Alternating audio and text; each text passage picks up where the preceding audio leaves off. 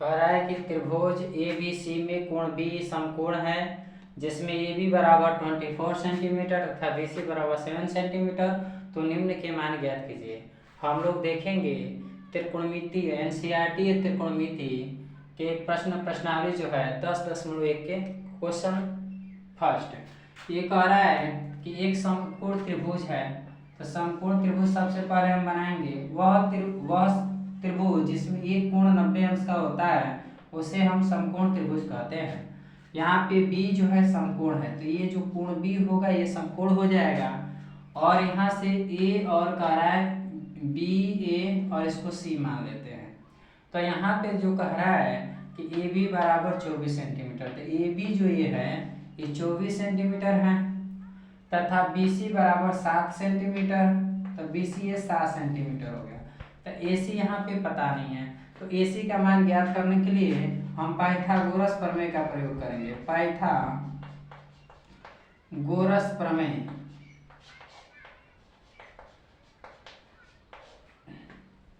Pythagoras प्रमेय होता है कर्ण का वर्ग इक्वल टू लंब का वर्ग प्लस आधार का वर्ग। तो ये जो है कर्ण आपका दे रखा नहीं दिया है, हमें कर्ण AC है, AC का वर्ग इक्वल टू लंब क्या है, तो यहाँ पे जो यहाँ पे अगर इसको न्यून कोण मानते हैं कोण C को, तो इसके सामने की भुजा ये लंब हो जाएगी।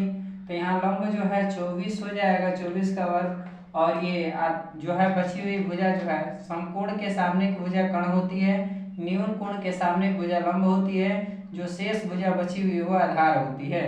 तो यहाँ ये 7 का वर्ग हो जाएगा। तो इस तरह से AC का वर्ग इक्वल टू 24 का वर्ग कर देंगे और 7 का वर्ग। तो 24 का वर्ग जो है निकालेंगे तो हम जानते हैं 24 गुणे 24 कर सकते हैं। 24 का वर्ग का मतलब ये होता है कि 24 की घात 2 है, तो 24 का 2 बार गुणा है, तो ये 4 चौके 16, 4 दूना 8, 1 9 हो जाएगा। और ये 4 दूना 8 हो गया, 2 दूना के 4 हो गया। ये 6 17 को 7 8 9 17 और ये 4 1 5 होगा, 576 होता है। तो ये याद भी रहेगा तो बेहतर रहेगा। जैसे 25 का वर्ग 625, 24 का वर्ग 576, तो इस तरह से ये 576 हुआ और 7 का वर्ग हुआ 49।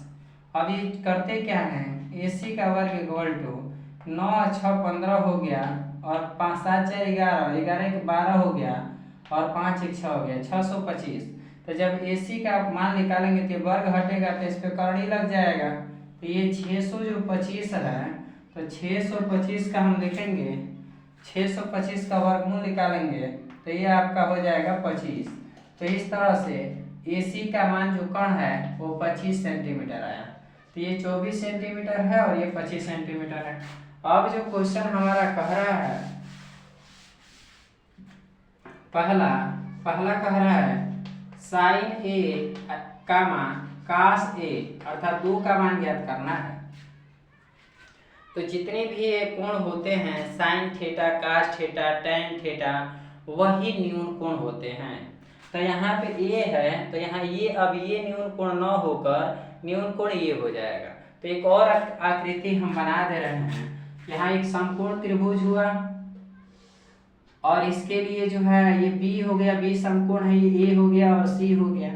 तो जब हम A की बात करेंगे तो A आपका ये न्यून कोण हो जाएगा और इसके सामने की भुजा जो होगी जो 7 सेंटीमीटर दिया है और ये तो 24 सेंटीमीटर आया है और ये जो है 25 आया है। तो यहाँ पे इसके सामने की भुजा ये लंब हो जाएगी। तो हम जानते हैं कि साइन A इक्वल टू होता है लंब बटा कर्ण, L से लंब K से कर्ण। तो लंब का मान यहाँ पे देखेंगे तो इस यानी साइन A है, तो यहाँ A है, तो जहाँ ये थीटा या A रहे वही न्यून कोण होता है। तो यहाँ पे थीटा है तो ये लंब हो जाएगा, थीटा के सामने की भुजा लंब होती है और समकोण के सामने की भुजा जो होती है कर्ण होती है। तो यहाँ से जो है A का मान आप 7 रखेंगे और जो है ये BC का मान लंब का मान 7 रखेंगे और कर्ण का मान रखेंगे 25। तो ये आपका 7/25 होगा। दूसरा कह रहा है cos A, तो cos A का अगर हम मान निकालें तो cos का होता है आधार बटा कर्ण। तो इसके लिए यहाँ A है, तो ये तो यहाँ A है तो इसके लिए लंब होगा, ये कर्ण तो ये वाला आधार होगा। तो तो आधार यहाँ पे देखें तो आधार ए बी हो गया, ए बी 24 सेंटीमीटर दिया है और इसका जो है कर्ण जो है 25 सेंटीमीटर दिया है। तो इस तरह से जो है हम जो है साइन ए और कास ए का मान निकाल लिए। अब दूसरा चूंकि कह रहा है साइन सी और कास सी का मान निकालिए, तो साइन सी और कास सी का मान हम देखते हैं, यहाँ देखते हैं, यानी साइन सी। तो जब साइन सी कहा तब ये न्यून कोण ही रहेगा, यही आपका न्यून कोण होगा, इसके सामने की भुजा ये लंब हो जाएगी। तो साइन का मतलब होता है लंब बटा कर्ण, साइन का अनुपात लंब बटा कर्ण होता है। तो लंब यहाँ पे अब थीटा के सामने यानी 24 ही हो जाएगा और बटा में कर्ण जो है वह 25 सेंटीमीटर हो जाएगा। और यहाँ से साइन के बाद दिया है कॉस सी, तो कास सी यानी कास का आधार बटा कर्ण होता है। तो यहाँ से आधार आपका जो होगा, जब ये लंब होगा तो 7 आधार हो जाएगा और कर्ण जो है 25 हो जाएगा। तो इस तरह से ये आपका दूसरा क्वेश्चन, पहले का 2 नंबर और ये पहले का पहला जो है आपका सॉल्व हुआ। एक चीज मन में बस यही याद रखा जाए कि यहाँ ए है, जहाँ जो यहाँ रहेगा ए, तो ए ही यहाँ न्यून कोण होगा, सी है तो सी न्यून कोण होगा। तो यहाँ दोनों में ए था तो न्यून कोण ये हुआ, न्यून कोण के सामने की भुजा ही लंब होती है और समकोण के सामने की भुजा कर्ण तो शेष भुजा आधार हो जाती है। तो यहाँ जो है AC जो है आपका, ये समकोण के सामने की भुजा AC है और ये आपका कर्ण हो जाएगा और ये थीटा है और न्यून कोण है, न्यून कोण के सामने की भुजा लंब हो गई, तो ये चूंकि जो होगा आधार होगा। अब हम लोग देखते हैं नेक्स्ट क्वेश्चन।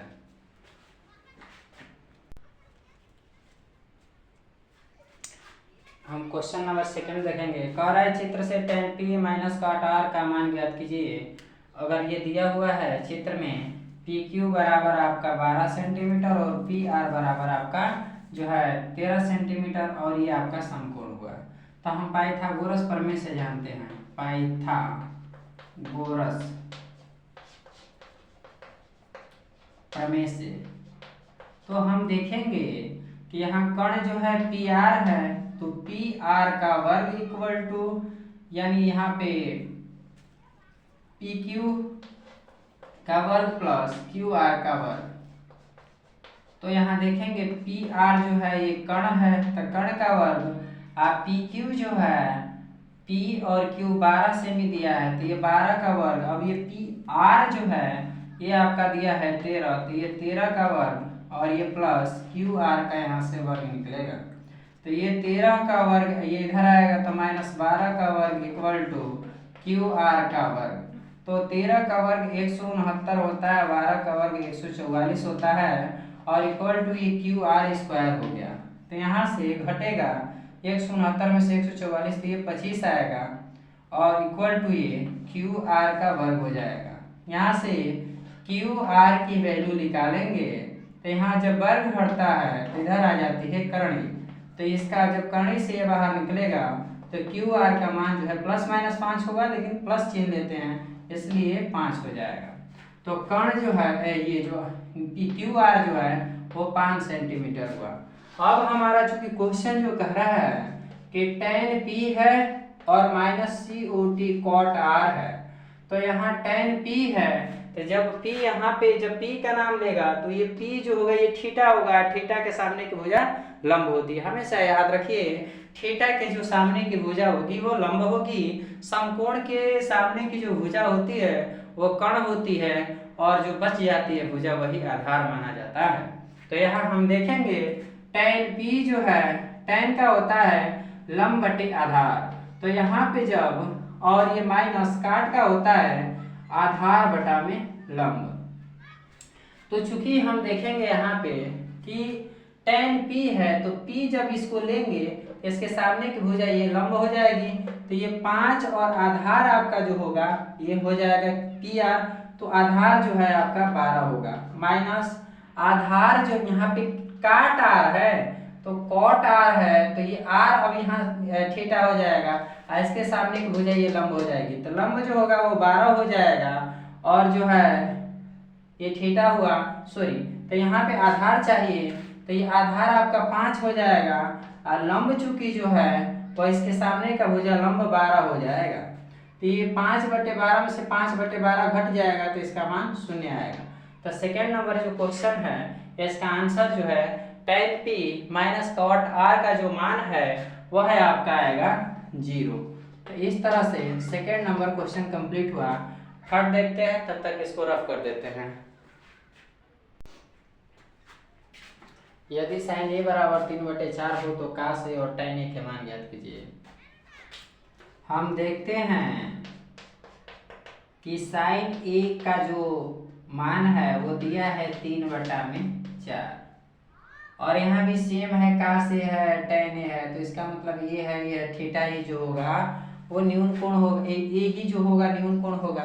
तो इसके लिए सिंपल सा sin a इक्वल टू होता है लंब बटा कर्ण होता है, हम जानते हैं लंब बटा में कर्ण होता है sin थीटा का। यहीं से देख लिया जाए, लंब आपका 3 हो गया, अंश देखिए ऊपर क्या है l है अंश के जगह पर, यहाँ अंश के जगह पे 3 है तो l बराबर 3 हो गया। आधार क्या है, कर्ण है k, तो यहाँ आधार क्या है 4 है, तो k बराबर यहाँ आएगा 4।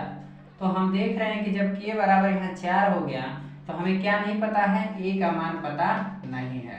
तो हम जानते हैं k का वर्ग यानी कर्ण का वर्ग इक्वल टू लंब का वर्ग प्लस होता है आधार का वर्ग। तो यहाँ त्रिभुज बनाने की आवश्यकता ही नहीं है, मान दिया है चूंकि कर्ण का 4 का वर्ग है, लंब दिया है 3 का वर्ग प्लस आधार का मान ज्ञात कर देना है। तो ये आपका हो जाएगा 4 का वर्ग 16 होता है और ये आपका इक्वल टू 3 का वर्ग 9 प्लस ये आधार का वर्ग हो जाएगा, इधर आएगा तो 16 माइनस 9 इक्वल टू आधार का वर्ग। तो 16 में से 9 गया आपका हो जाएगा 8 7 9 7 तो 16 और 7 हो जाएगा इक्वल टू आधार का वर्ग। तो वर्ग इस पर से हटती है तो इधर जो होगा 7 बटा में ये इधर आएगा तो 1/2 हो जाएगा और ये जो होगा ये कौड़ी में आपका 7 हो जाएगा। तो यहाँ जो है आधार का मान 7 आ गया। तो हमें जब कर्ण पता हो गया, कर्ण कितना है तो 4 है, लंब कितना है तो लंब आपका 3 है, आधार कितना पता कर लिए √7 हो गया। तो अब जिसका भी मान कहें हम आसानी से निकाल सकते हैं। तो cos a कह रहा है, ये चूंकि मिलना चाहिए, sin a है तो cos a है, तो cos का आधार बटा में कर्ण होता है, आधार कितना है √7 है, कर्ण कितना है तो यहाँ k बराबर 4 है। अब करते क्या है, यहाँ tan दिया है, tan a कह रहा है तो tan का अनुपात लंब बटे आधार हुआ है होता है। हम पिछली वीडियो में चूंकि जो है सभी अनुपात जो है सभी सूत्रों का निगमन कर चुके हैं, वहां से आप जाकर वीडियो को देख सकते हैं। tan a इक्वल टू लंब बटे आधार हुआ, लंब का मान आपका जो दिया है 3 दिया है और आधार जो दिया है √7 है। तो चूंकि हम जानते हैं कि यह कर्ण मुक्त आधार हर को बनाने के लिए √7 से ऊपर और √7 से नीचे गुणा कर देंगे, यानी हर का परिमेयकरण कर देंगे। तो ये आपका हो जाएगा tan a इक्वल टू 3√7 और √7 का √7 में गुणा होगा तो ये 7 हो जाएगा, क्योंकि √7 का √7 में गुणा होगा तो ये जोड़ा बन जाएगा 2 7 का और 1 7 बाहर निकल जाएगा।